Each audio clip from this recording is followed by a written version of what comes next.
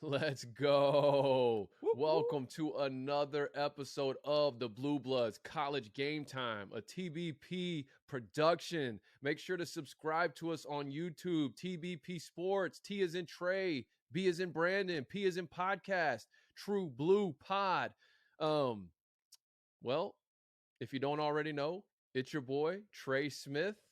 Yep, and it's your boy Brandon Holmes. Welcome to Blue Bloods College Game Time, a podcast for the fans, by the fans. Week 6, midway through. This has been a fast-paced year. We wait all year for this season to just fly past us. And dare I say, Trey, this might have been the best week of college football I've seen, from the noon slate games to the mid-afternoon games, Start to finish. Game. It was just, I was glued. I was out running errands with my phone in front of me. I had all my apps downloaded.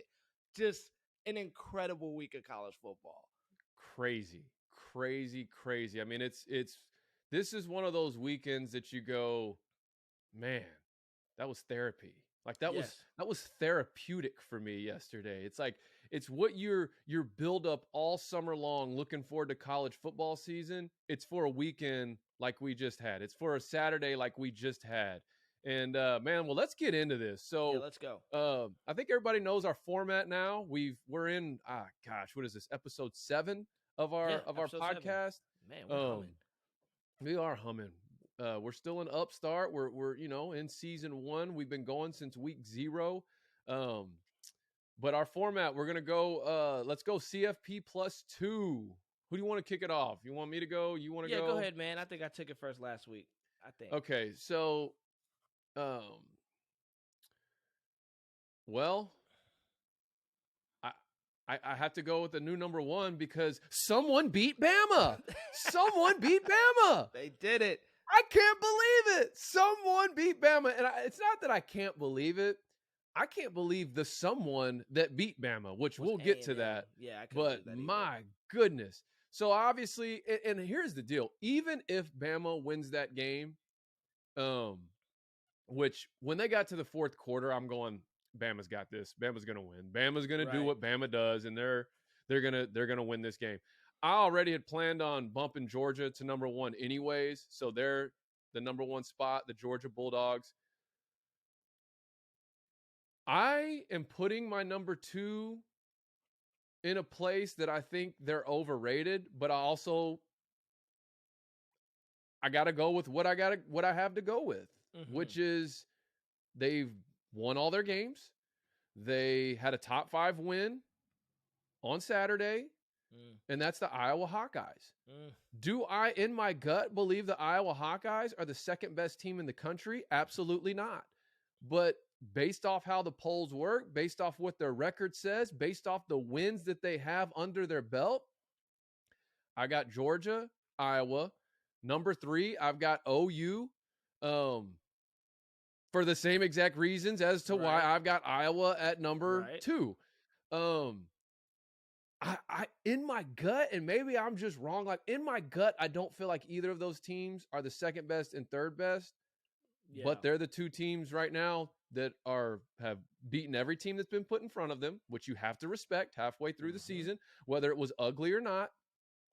And I know we'll get to each of those teams here in a little bit, but yeah, that's my 2 and 3. And then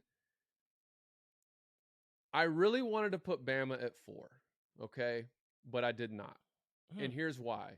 Because you just lost to an unranked team. Yeah. If they would have came in and lost to a top 10 team, top 5 team, okay, I'll keep you in that top 4 this week. Right. Now, they could easily get right back into the mix here, but I'm going to put a team at number 4 really just because I've been high on them now for the last 2 weeks. And now they're kind of starting to get a little publicity and recognition, and I'm going to put Kentucky right there. Now,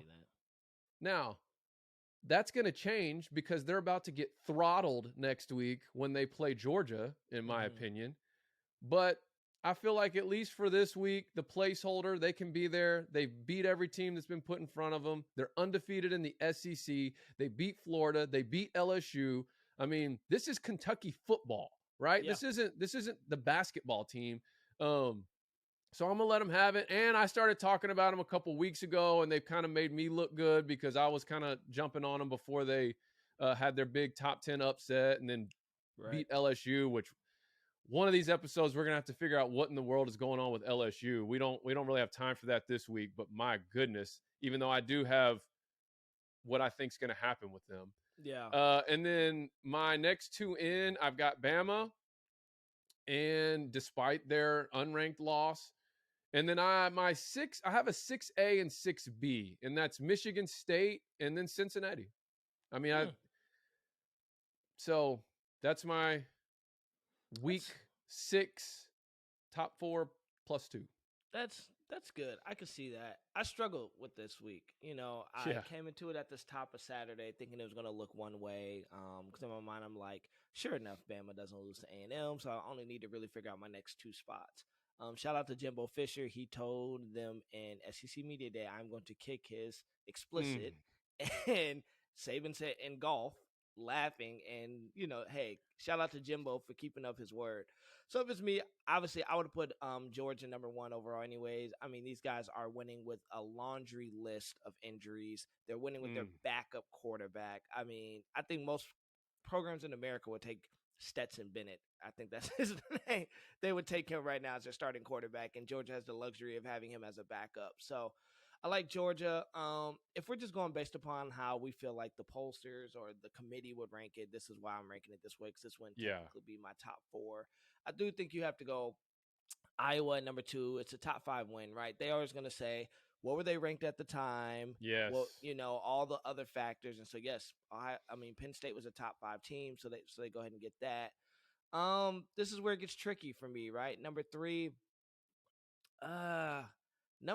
man, I am going to say this, and most people will probably just say it's SEC bias. I don't care. I think you put Bama in there.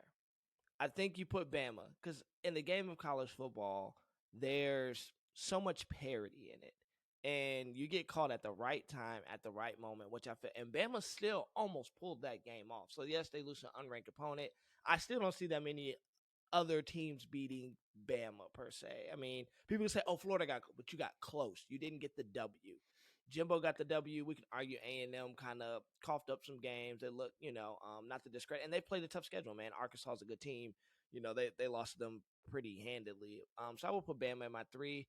At my 4, this is kind of where it gets tricky. I mean, I put OU in. This is why I don't really like OU. But we were texting about Caleb Williams about a week ago, and I told you, man, I watched this kid when he played high school football in D.C. That offense looks way different with him. It looks way more explosive. It reminded me of the Kyler Murray years. I'm not saying he's the next Kyler Murray. I'm just saying it reminded me of that offense with Kyler Murray. He gives them a different type of big playability when you're a dynamic runner. When you do that in college football, that opens your playbook up entirely different. So that would be my 4. My next 2, man. If I'm going to be honest, my next team up, I will put Ole Miss down there. I like Ole Miss, firepower. I mean, the defense at this point in college football, you don't have to have a crazy defense. If you have a crazy defense, that's a luxury. You just need a defense that can bend and not break. I like Ole Miss there, and number 6, man. I went back and forth with this. I want to put Penn State there. I just don't know how healthy Sean Clifford is. Because I believe if Sean Clifford's healthy, they don't lose that game. Or I don't know. Oh, yeah. Absolutely. So I would like to put them there. I'm going to put Cincinnati there, man. I think they deserve it. Yes. I think they went into South Bend. They took care of business against Notre Dame. They didn't have the hangover game because everybody expected them to have a hangover game against Temple. Desmond Ridder took care of business, man, 52-3. Like, he's in a Heisman contention. I think you have to finally ask yourself, since in the mix of where we are this season, and it's crazy, you might have to say, is Cincinnati for real? And I think you have to give them a really hard look because they take care of business when they need to take care of. They went into South Bend, and they did what they handed they handed it to Notre Dame. So that would be my top 6, man. That would be it for me. And before we move into mailbag, I'm just gonna say, if you listened 2 weeks ago, I had Ole Miss as one of my next 2 in. They're absolutely deserving of that, but the Arkansas fan in me would not allow me to put them in my CFP +2 this week. So I'm just being 100% honest. It's pure bias as to why they didn't make my cut. Do I think they would beat Michigan State and Cincinnati? Yeah, I do. But you know what? I need a week. That's all I'm going to say. Blue Blood listeners, I need a week. All right. It was a heartbreaker. If you didn't watch the game, you missed what I think was just an instant classic. Came down to the last. And I don't really have anything else to say about Arkansas this week as I look at our framework. So I'll just go ahead and get this out now. I am so happy Sam Pittman went for the win. If you didn't watch it, it came down. We literally scored a touchdown that would have been a potential game-tying touchdown with no time remaining. Last play of the game, and we went for 2, and we went for the win, and we didn't get it. And Ole Miss won. So hats off to them. I do have some things to say about Ole Miss as we get later into this episode. In fact, it might even be in this next segment. But that is why they I need a week before I can put them back in my just being honest. So yeah, it was a good game, man. It was a good game. It was. And I cover the Rebels for Sports Illustrated. Correct. And I was just like, I had already. Here's the thing. Sorry, we can move to the next segment, but I have go ahead. I already had everything typed up, right? I had everything typed up. I'm ready to go. We're ready to rock. And I got my suit jacket on. So you guys, if you ever see Sports Illustrated, it's like completely different. We have ties. I'm like sweating because I'm just like, I want to get this off of my body, but we have to record this. And I'm like, all right, I'm setting everything up. And you guys drive down the field and score. And I'm going, you gotta be. I think I texted you. I go, why are my games always the longest game? Well, and I was writing one for that game for Arkansas because I cover Arkansas for Sports Illustrated. And so I had mine ready. And here's what's crazy. I had a tweet typed out in all caps, go for 2, Sam. And I thought, no, I don't want to jinx it.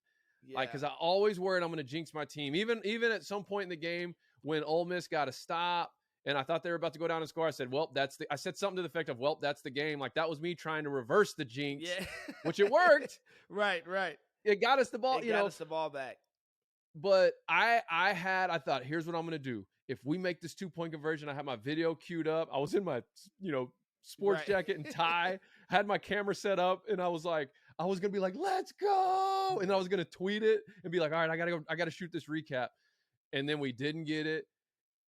And it's kind of funny because it's like those recaps, it's like they don't let you bask in your emotional piece. Like when it's a team that you have that connection to, it's like, okay, I got to record this and I have to do this. And so anyways, okay. Next segment. Are we ready? Okay. Thank you. So, B. Holmes, you got a mailbag. What do we got? Yeah, so we got a mailbag. This is right after the Red River shootout. Okay. I get a text from a friend of ours. A friend of mine is becoming a friend of yours. He's very active in our Twitter sphere. He says, you guys should do a mailbag on what OU would look like in the SEC this year. If they were in the SEC this year, what would they look like? So this is what I did. I started thinking about it. I started pondering on it. So, Trey, this is what I actually did, so that way I can give an accurate depiction of what I think would happen. I went with a team I'm familiar with in the SEC. I took Arkansas' schedule. Okay. And I put Oklahoma, OU, and Arkansas spot. So I'm going to go down the games. Rice, I think it's a win. Texas, I guess I just have to say it's a win because of yesterday, but I think that's a toss-up. It can go either way, right? So let's just say I give them the win. They're 2-0. Georgia Southern, 3-0. A&M, I believe they lose. So now they're 3-1. Georgia, I believe they lose. Now I think they're 3-2. Ole Miss, I believe they lose. Now I believe they're 3-3. Now you're going against Auburn. Toss up. So I'll give you that. You're 4-3. Then University of Arkansas Pine Bluff. I'll give you that. They're 5-3. Mississippi State. It's a toss up. So let me just be nice. I'll give you that. You're 6-3. LSU, I think you lose. Defensively, I don't Depends think on what LSU team shows up this year, man. So I'll give LSU that game though, just off of athletes period, defense right. period. So you're 6-4. Alabama, I don't think they're beating Bama ever. 6-5, and then Mizzou, which is the SEC. I'll be generous and I'll give them that. So 7, right? And there's a couple games in that 7 that I think are toss ups. I don't necessarily know if you really do beat Texas. I'm just giving you that because you won yesterday. I don't necessarily know if you can go and beat Auburn, which Auburn has proven they're not afraid to go on the road against big teams. They went to Happy Valley this year. So even though that would have been a home game at OU, and so I'm like, realistically, I think the best they do is 7-5. I think the worst they can do, they're not bowl eligible in the SEC, because this is how I feel about OU. I feel OU has benefited from playing in a weak conference for the last, can we say 2 decades? 2 decades. Texas has kind of been the only thing that kind of kept them afloat in the early 2000s that made it worth watching before. Oh, then they had, Nebraska. The Baylor years. Yeah, the Baylor years. They had some Baylor years with the Art Briles. Yep. Right. Yep. So, the TCU. The TCU. But it's never been like a strong, consistent, like the SEC is strong and consistent. And I know a lot of people are going to say this. They would say the Big Ten hasn't been, and I'm like, the Big Ten's been strong and consistent. Ohio State has just been at another level. So it's made it look like the Big Ten hasn't been at it. But if you look over the last 2 decades, man, the Big Ten has had some solid teams. Even you got to look at the D'Antonio years. You got to look when James Franklin instantly came over and turned over Penn State. You have to look, man, Iowa has always been Iowa. They're a tough win. Pat Fitzgerald has had Northwestern play good on the other side of it. So Michigan's we've not always been the best, but we're going to give you a solid, we had the 2016 year where we were undefeated.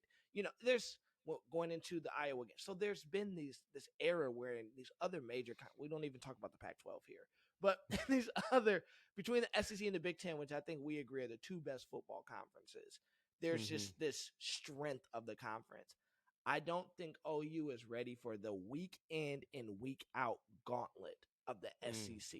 That is to win, and I think this is why we love to see Bama lose, because they're so dominant in the best football conference in the country. And it's the SEC is I'm looking at you guys' schedule as a Razorback fan. I'm like, you guys play A&M, then you had to turn around and play Georgia. Then you have to turn around and play Ole Miss. And then I'm looking at your schedule. You still got to play Auburn. You still got LSU. You still got Bama.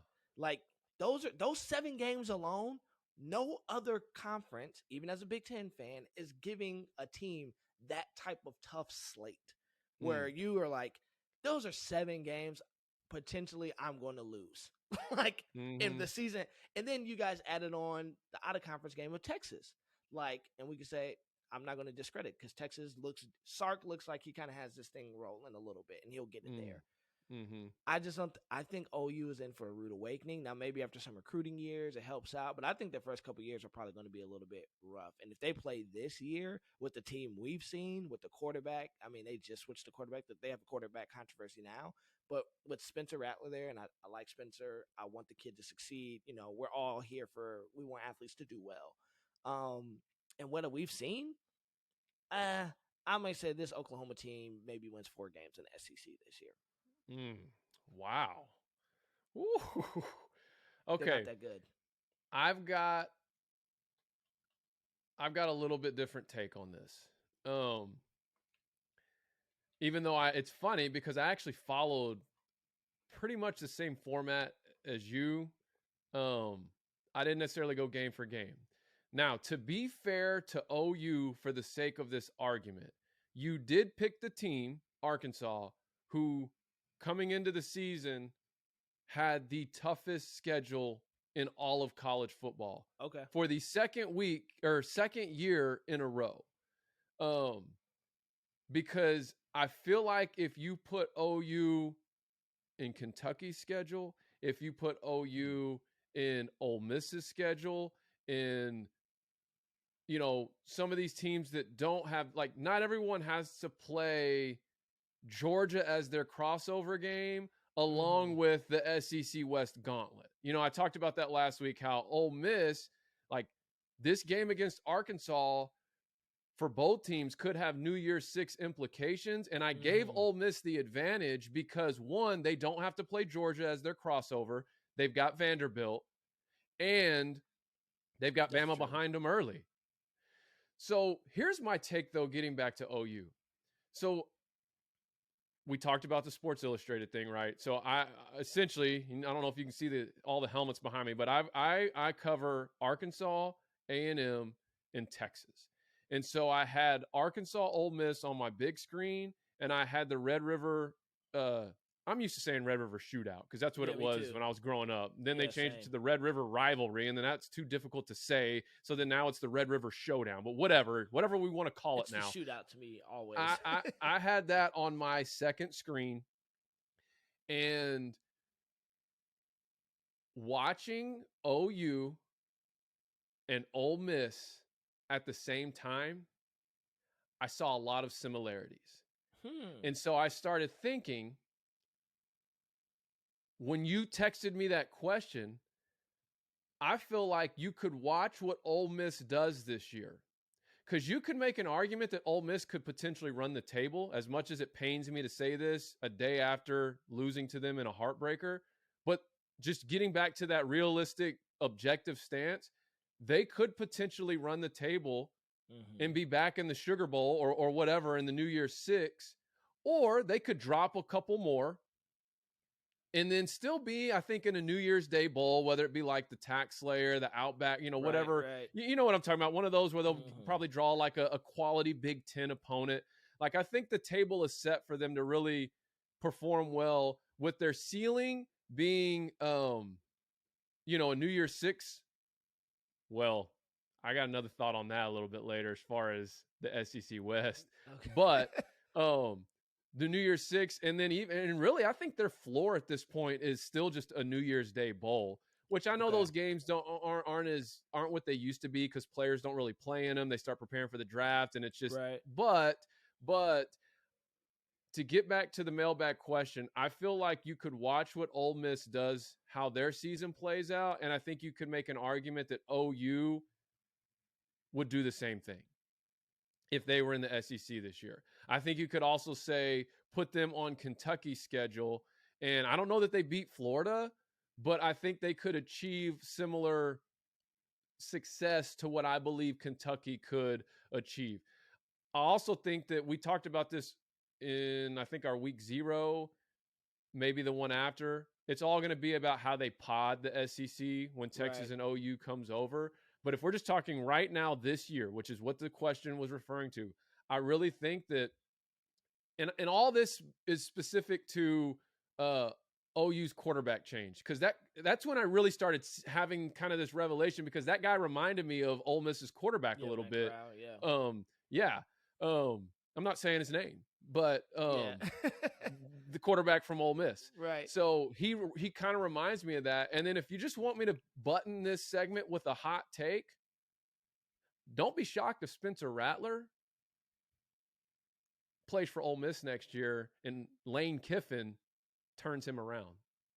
That wouldn't be shocking at all. I think thought about that yesterday.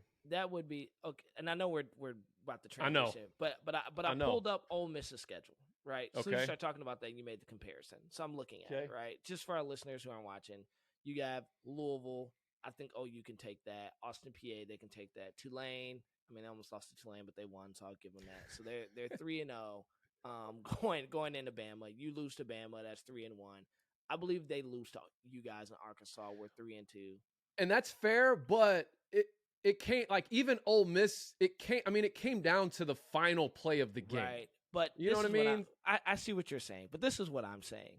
You guys, I think sometimes we get spoiled with the SEC about how great the athletes and the teams are in there. Like, sure. You build your team in the SEC to compete against SEC talent. So we could say, man, Ole Miss put up 52 points on Arkansas. Most teams in the country aren't going to put 52 points up on Arkansas or 51 points up on Ole Miss. Those are SEC built teams. Like, I feel like when you play in the SEC, you just kind of give into the fact that, man, this is high-powered offense. We're building bend, don't break defenses with a ton of athletes out there, and we're going to go athlete on athlete. and we're going to try to figure this thing out. I just don't think OU has built that type of talent on defense. I think offense they can compete. I think Yeah, I on was gonna defense, say offense. yeah, offense I think they're fine. I think defense though they will get. It will just be terrible for them. So I'm maybe I just don't.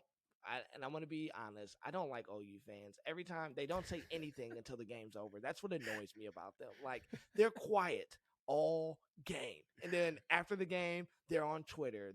And I'm like, be quiet. Be like talk your junk before, and just face up to it. So Yeah. I don't know. I'm looking at them in Ole Miss's schedule right now. If they were Ole Miss, and I'm still like, maybe you go 8-4, maybe you go 7-5. I'm never sold on them. I just always feel like they get the benefit of the doubt because they're playing a weak conference. They're going to go undefeated 9 times out of 10, and But I think good thing is we're about to find out within the next couple of years. But to that point, let me pull this up real quick. I mean, Ole Miss still has to play LSU, who I know has not been well this year, but they're just a team that, like, any given week they could decide to show up. They've got Auburn, they've got A&M. Like, those aren't just checkbox wins like you may have thought they were a week ago. And so, they to your have to point, play Tennessee next week, bro. Josh, who's looking good. They let Tennessee looking good. So not Heupel, the OU boy. But like, I guess what I'm saying is I don't disagree with that last point you just made, because my thing is I think let's watch how Ole Miss's season plays out, and that's what I think OU could accomplish. Got you. Because OU could go 8-4. They could. I don't know. I mean, I don't know. Yesterday was just a weird matchup, and what I really don't understand is you got Levy and Bryles, who essentially run the same thing. They have a foundation of the Baylor veer and shoot with Lane Kiffin wrinkles, right? Because Kendall Bryles learned all those wrinkles when he worked for him at Florida Atlantic. And so how are the defensive coordinators still like seemingly that unprepared? Like you run against this all spring, all summer, all fall. Like what? This is what you see. Anyways, every day. So, and that's for both sides. And it's two, in my opinion, really good coordinators in Barry Odom and DJ Durkin. Because he was at Michigan, right? Yeah, DJ was, and then he went to Maryland. Anyways. And then, Okay. I know. Too much time, but I think that was good conversation. Let's get into week 6. Yes. We got bold, we got surprise, we got overrated. Yeah, bold, man. I guess I'll kick it off with the bold.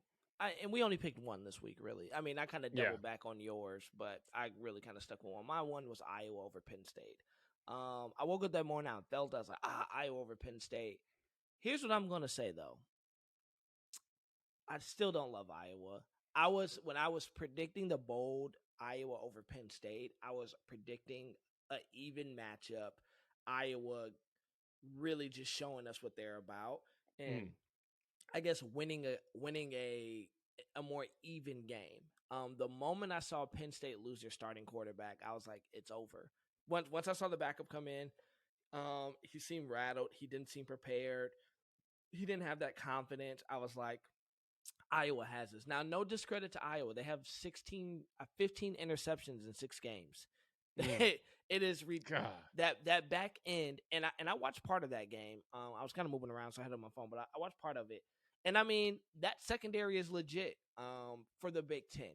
They're legit. They don't make a lot. That defense doesn't make a lot of mistakes. They're gonna make you beat yourself. Like that's who Iowa is. And what I'll give them credit for is they're okay with their identity. Their identity is, we have a decent running back who can make you pay. Our defense is going to put us in good position, and we're going to hope that you beat yourself. And that's what they did. I think Penn State, Sean Clifford had 2 interceptions before it goes out the game. Their backup has 2. So they have 4 interceptions in that game alone. And, I mean, it's hard to beat anybody when you make 4 interceptions. But I would say this, and we texted right about it afterward. You're like, I'm not sold on Iowa still. And my response was, I'm not either. I think, you're not that's part of the game. You're not starting quarterback out of the game. That's part of football. I think if Clifford plays, I think Penn State comes off and wins it. I've seen him play enough football this year and years prior. This year, he looks different. He looks comfortable. He seems to, when I watched him play Auburn, he stepped up when it got tight.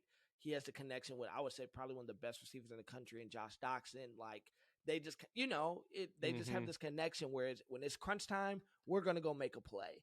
And once Penn State kind of lost that, I was like, the game's. So I was saddened to see that because I don't feel like I get an accurate depiction of who was really supposed to win that game. I believe Penn State wins it if Clifford is there. But I think, at this point, now we texted about Iowa, like, oh man, they played nobody for the rest of the year. And so, which I kind of agree with, but this is what I will say, bro. This is what I will say, and I will tell everybody to look out for it. I honestly believe Iowa is potentially has the ability to lose a game. And this is where I think they can lose. I think, in my personal opinion, Trey, I think they can lose against Wisconsin. If they're very similar in styles. Yeah. Strong defense, very strong defense. We're not going to turn the ball over. We're going to just play hard. And Wisconsin has the number 1 ranked rushing defense in the country, I believe.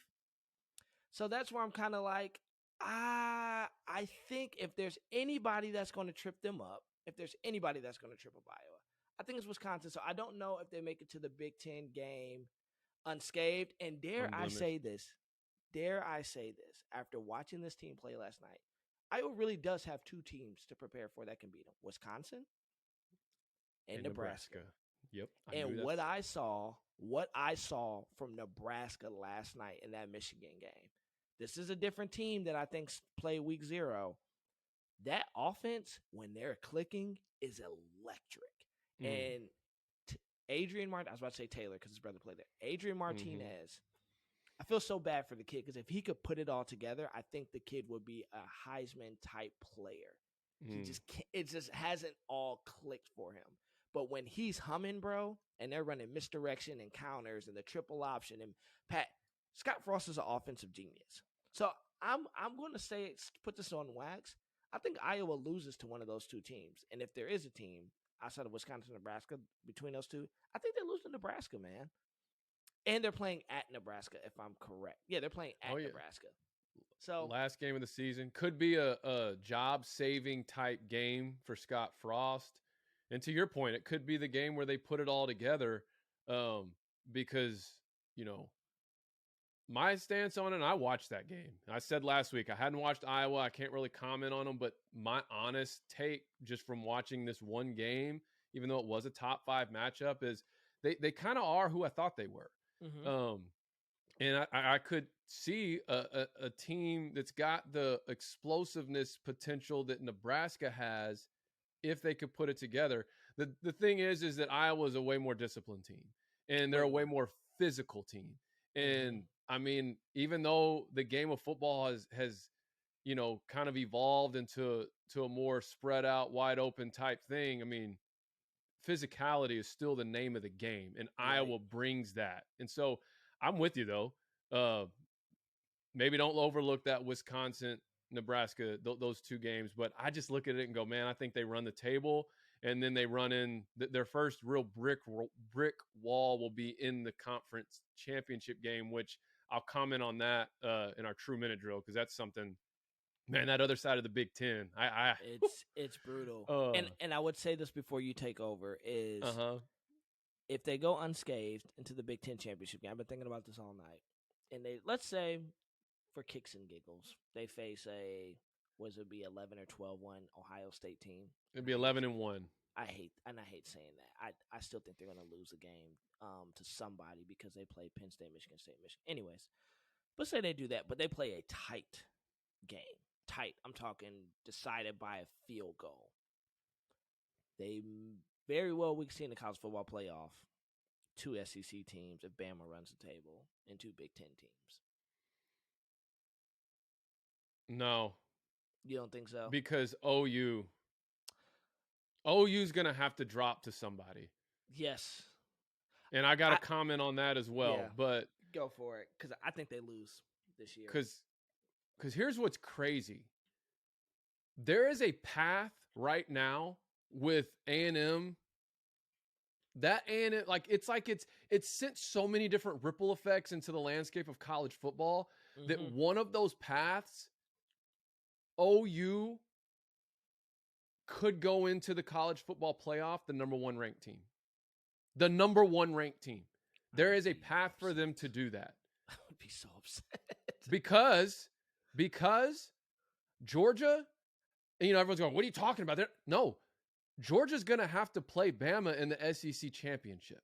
And I'm not saying, they're going to lose that game. They may very well take care of business like they've been doing all year. But what I'm saying is it's a realistic path that OU runs the table in the Big 12, wins their conference championship against a team they've already beaten, finishes the season undefeated, and then you have Georgia lose to Bama, who now each have one loss. Whoever comes out of the Big 10, if it's not Iowa, will have one loss. But even if it is an undefeated Iowa team, they're not going to be ranked higher than OU. It's OU. If OU is 12-0 and the rest of them have one loss, they're going in as the number one ranked team, which is crazy to think. So anyways, that's just a little one of the ripple effects that could come from that A&M victory. Like, that's what's crazy is we're going to get to the end of the season and it's all going to come back to that game. Okay. My bold, I had Texas winning. They lost. I don't really care because as an Arkansas fan, I don't really care. I mean, other than I cover Texas, so it's kind of gotten me a little bit more tuned in with like Xavier Worthy, who I know you've got a soft spot for, who should have been at Michigan. Bijan Robinson, who that guy, he's unbelievable. Even though that OU running back, if you just went toe for toe yesterday, I can't even remember his name right now, but he probably outperformed So, and that's where it gave me, it's just crazy because like Ole Miss would pop one on the big screen against Arkansas, and then I'd look over to the other screen, and then OU would pop one in the same exact fashion. I mean, like, they look so similar to me in how they were playing, particularly yesterday. But then you can make the argument that Arkansas dominated Texas, and that's the competition they're playing for, and I get all that. But that was my bold. I really thought Texas was going to do it. How they played that first half, I'm going, okay, this is exactly what I thought was going to happen. Sark had getting them to turn it around. This is going to be the game where they really start to turn the corner. Hold on, I'm about to sneeze. I'll put $1 in the another one. Here it comes. All right, I'll put $1 in the bucket for sneezing on air. So anyways, and we're not going to edit that out, by the way. Yeah, we're no, leave this it. is Leave it as podcast. Is. You get the authentic, real deal. This is what's happening. But then as OU, I still had this feeling when the game, even when it was like a 3-possession game, I'm going, we've seen this story before. Because if I recall, I think Kyler Murray, came back from 3 possessions or something like that in the fourth quarter. Yeah. And then, of course, OU started getting that momentum, took care of business. So I think that them winning, OU beating Texas and then A&M beating Alabama has unlocked this door and this pathway for OU to go into the CFP as the number 1 team. Because we don't know what's going to happen with that Georgia-Alabama game. Now, if Georgia takes care of business and they run the table in the season, which I absolutely think they're about to do, and then beats Bama in the SEC championship, because we now know someone's beating Bama. Someone's doing it. Maybe someone else will now. That could be crazy. And then the only other thing I wanted to say on bold is I mentioned them earlier, Kentucky. They've gotten one step closer to that New Year's 6 berth. They beat LSU. Now they've got Tennessee, who's playing well, but they've also got Mississippi State. I think I said that backwards. I think it's Mississippi State first, and then they play Tennessee, but they've got Tennessee at home. So really, if they just win one of those 2, because I think they are about to get throttled by Georgia this week, and then if they win one of those 2, they've got a very, very controllable, clear, doable path to a 10-win and, dare I say, 11-win season going into bowl season. And the reason why I think I get so geeked about a team like Kentucky playing in a New Year's 6 bowl is because I think all their players will play. when you're a team like that and you get a New Year's Six bowl, like you're going to play. You want to play in that game. Whereas if Bama loses in the SEC championship and then they get the Sugar Bowl or whatever, they're not going to play that game. Right. Half their team will be preparing for the draft, which is fine. Saban, I mean, the story on him since they've been there is when they play in those BCS or New Year's Six games that aren't playoff or championship, caliber, they don't even show up. And so I would much rather see a 10, 11 win Kentucky team who's like, they're going to be treating that like their college football playoff. You get what I'm saying? Yeah, no, I agree. And so I just want to throw them because that is a team that I kind of threw a prediction out last week. I was like, man, they have a pathway to a New Year's Six. They need to win 2 of the next 4, and they just took care of business against LSU. So we'll transition into surprise. I'll go ahead and kick this one off. I mean, it's the national headline story. We've already just the country. I know, like we've already organically talked about it multiple times in this episode, but just A&M over Bama. I mean, A&M over Bama. I'm wondering if Jimbo Fisher, getting back to the quote you referenced earlier at SEC Media Days, if he just said, we're preparing for Bama from week 1. Like maybe he looks at the team that he had. He probably knows that Saban's, would think his years are numbered at this point. Like how many more opportunities?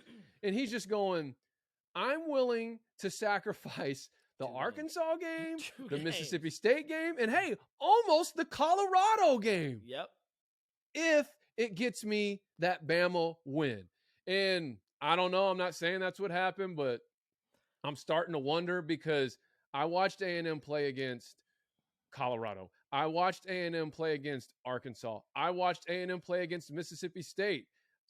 Being that I, mainly some of it's not even by choice. It's because like it's part of my my coverage for Sports Illustrated. And so the team that showed up in those 3 games and the team that showed up against Alabama, oh my gosh, and if that team that showed up against Bama plays out the rest of the season, I mean, the SEC West could get interesting because the next domino that could potentially fall, well, I'm going to save it for True Minute. I don't want to get into it right now. And then real quick, so A&M over Bama, you can comment on that as well. I mean, I don't know what else to say, but yeah, I think you said it all.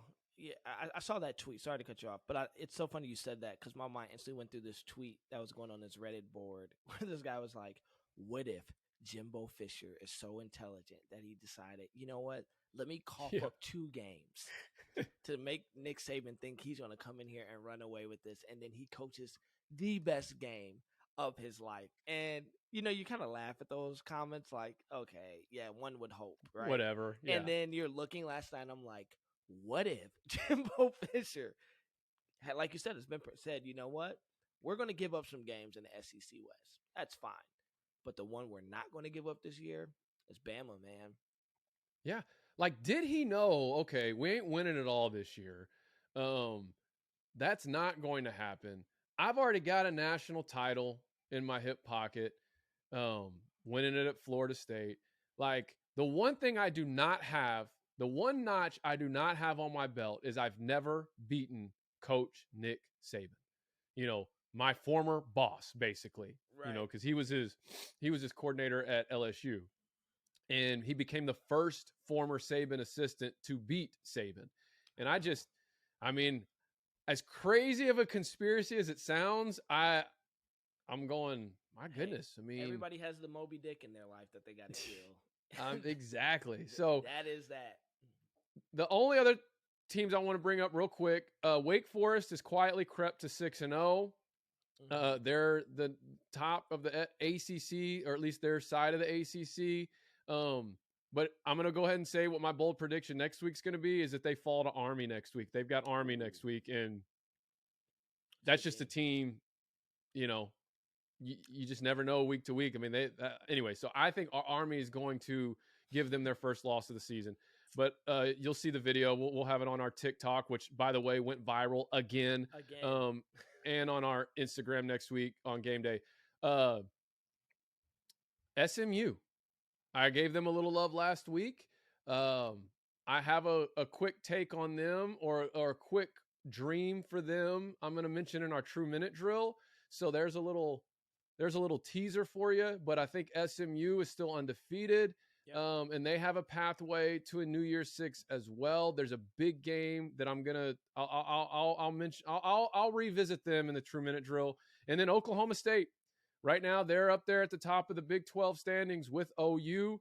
I'm going to comment on them as well in my True Minute drill, but the Bedlam game this year, man, game is huge. Could potentially not just have conference championship implications, but it could have playoff implications. So I'll just leave that at that. Go ahead with your surprises, B. Yeah, my biggest surprise, man, is it's not really necessarily like a team win. It's I really just feel like, man, how many times can Nebraska just shoot themselves in the foot? It hurts. Like, and they're playing my team yesterday, and I'm obviously I want to win the game. But, like, I don't know if anybody really watched the game. But, like, we squandered that away. Anyways, but they played a really good game. I think we left some points on the board, but that's neither here nor there. But they get the ball back. They get an opportunity. They're tied to kind of go and make some plays. And it's a 4th and 1. They run a QB sneak or QB draw from the shotgun. And instead of just getting the first down and kind of dying down, they're fighting for the yards. And we stripped the ball from Adrian Martinez. And as that happened, my heart kind of sinks for them at the same time. I'm going, how many times can you guys just shoot yourself in the foot with just dumb plays that shouldn't happen? And we've watched that with Nebraska. I've watched it with Nebraska all season. It's like every time I tune in, it's like, you shot yourself. The same thing we said with OU a couple weeks back. What was it, week 2? Where like they should have won that game. Same thing with Michigan State last week. They had Michigan State on the ropes, and then they called a punt right. The punter ends up punting it left, and Michigan State returns the punt return for a touchdown. They go into overtime. Obviously, the momentum's on their side at that point, and we know college football, as much as it's about talent, is about momentum. And they lose that game because they should have beat Michigan. Realistically, they should have beat OU, in my opinion. They should have beat Michigan State. And so when I'm looking at that last night, and I'm looking at the look on Scott Frost's face after the camera pans to him, and he's just looking like sick to his stomach. Like the dude just looked like the worst news in the world that he could have heard just happened to him. And he's had a sore spot for Michigan since '97. So yeah, he has, and even when he was at UCF, when we came in and we out hit Michigan, like. Yes. And he said it, though, and I'll give Scott Frost this. He said, this is the game we need to win to show that we are back. Like, they had that game circled. Even the guys from Bussin' with the Boys, Will Compton and Taylor Lewan. Taylor played at Michigan. Will played in Nebraska. Like, Will's talking trash. For some odd reason, Trey, this game felt like a rivalry game for Nebraska. And even with Michigan, there's been this odd tension, even though we never – and it's probably from 97 – there's a Scott Frost thing. Yeah, it's this tension we have where in normal years we probably don't care about Nebraska. We're like, we got Ohio State, Michigan State, and Penn State to worry about. But this year it felt like there was something about this Nebraska team. And so just seeing that, man, I felt bad. I was like, again, it happens again. I'm glad it happened against my team. But I just can't help but hope maybe at some point Nebraska, last week of the season against Iowa, decides that's the game. They put it all together, man, because they're probably this sounds weird, but they're the best 3 and 4 team in the country. They're a tough win. They're a tough win. So that would be that as far as my biggest surprise, man, is Nebraska's again, man. And before we go overrated, just for those of you that may not know your college football history, when we keep referencing 97, Scott Frost was the quarterback for Nebraska, led them to an undefeated record and absolutely pounded a Peyton Manning-led Tennessee team in their bowl game. Michigan, who had Heisman Award winner Charles Woodson, went undefeated and barely beat a Washington State team in the Rose Bowl. And it was just the game that all of college football was robbed of was a Michigan versus Nebraska championship game. And that should have been the game. And Frost made some comments in a news conference as a player, and there's just been this long-standing tension ever since. But because they both went undefeated, they each kind of got a share of the national championship. But this was back before they had yes. Yeah, I think it was before the It was before it was BCS. before the BCS BCS. came like a few years later. Yeah, it may have been like the next year. I think the next year the Because BCS it was comes in. Tennessee beat Florida State in the BCS championship. I mean, I think that is when they went, okay, we've got to, like, we robbed all of college football of this matchup. Because it was still when you played your games, you played your schedule, and then you went to your conference championship bowl game, which was how it played out. But anyways, we don't need to go too far into that. I don't have an overrated this week. I think it was just a heck of a week of college football. I mean, I'm not going to say Bama's overrated for losing. Like, they were certainly the number 1 team in the country. And if not, they were the number 2 team in the country. They got upset. A team getting upset is not a team being overrated. And so outside of that, I could probably try to stretch and reach and go try to find a team. But I mean, all in all, I just thought it was a great week of college football. I couldn't be more pleased with how it all played out, other than the fact that my team lost a heartbreaker. Yeah, and I didn't have an overrated team. Even on this podcast, and we talked about it before, even being a former athlete, I'm really particular how I talk about athletes. I'm really particular about that because people, this is what I don't like, and I'm going to get off my soapbox on this. I don't like how people thrash players because, like you said, it's the 2%. 2% of people go to Division I. There's an even smaller smaller people that go to the top programs in the country. So we can all, and I tweeted about this, we can all keyboard coach. We don't know what it's like to call a game in the thick of things. We don't know what it's like to play in front of 50,000 people. Listen, guys, I ran college track, and I almost peed my pants running on ESPN2. Like, so I can't imagine week in and week out playing in front of 60, 70,000 fans. But I wouldn't say this was overrated.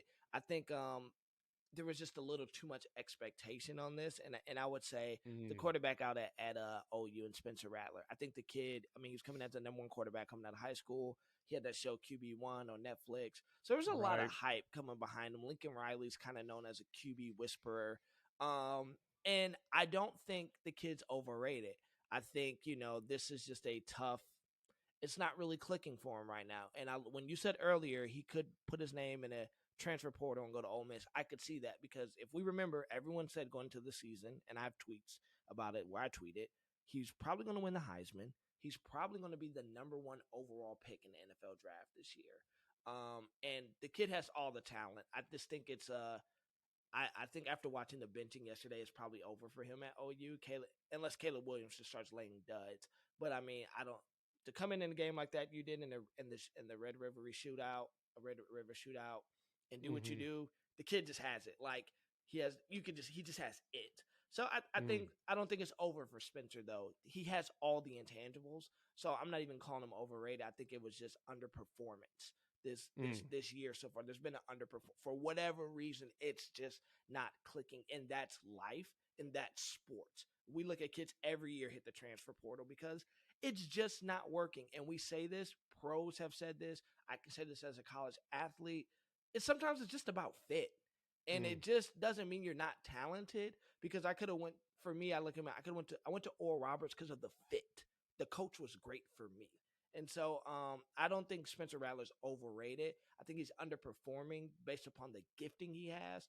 And I believe maybe he comes back to school, and I hope he does, and maybe go somewhere, like you said, Ole Miss, and get with somebody, get in a new situation. And I would love to see that kid perform up to the abilities that he has because the kid's a baller, and I want to see him win, So that would be the only thing I have to say in that segment. There's no overrated. I think there was just an underperformance, and sometimes it comes down to fit. So I hope whatever that is, I hope he finds it. Because I'm all for the kids doing what they're supposed to do and getting the bag. I want that kid to get the bag, man. So that would be it for me.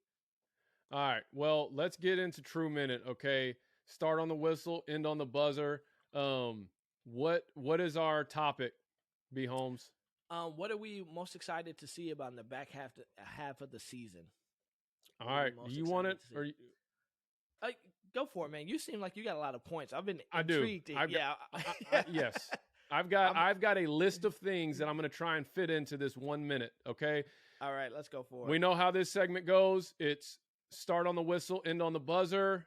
Let me make sure my timer is set. And here we go.